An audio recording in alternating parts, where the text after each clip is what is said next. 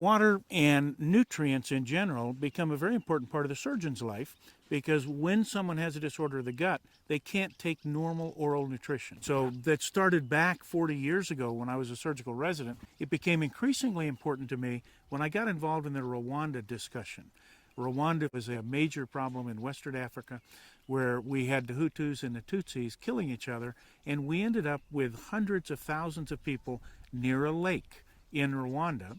They called for international relief. The international relief arrived, headed by a very good friend of mine in the Air Force, a brigadier general. He landed with 50,000 pounds of water purification equipment. The Israelis landed next to him with 50,000 pounds of water. Neither had a truck. They couldn't move to the killing site, the dying site, which was about 10 miles away, for 10 days.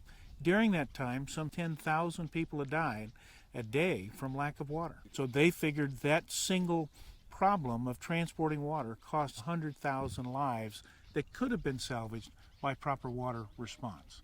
So that became a real focal point for me.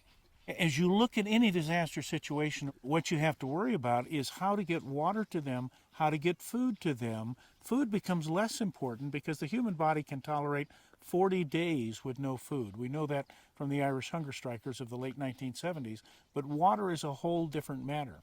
People will start dying in 3 days, some last as long as 7 days without water, but without potable water, they die. And so the time clock starts running when drinkable water is denied for any reason. And that means the time clock is moving very quickly. So to get people drinkable water is a major logistics problem for any disaster response group around the world. Every time that we haul water around the world for disaster response, it means that we're being 20 times less efficient or 20 times more expensive than we could be with a hydropack answer.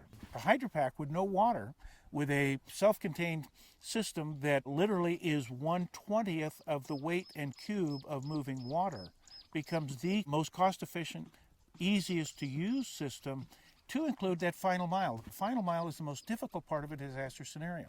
The final mile from your logistics head to get to where things are needed is extremely difficult. And if you're hauling water, you're being inefficient, costing more money than you should.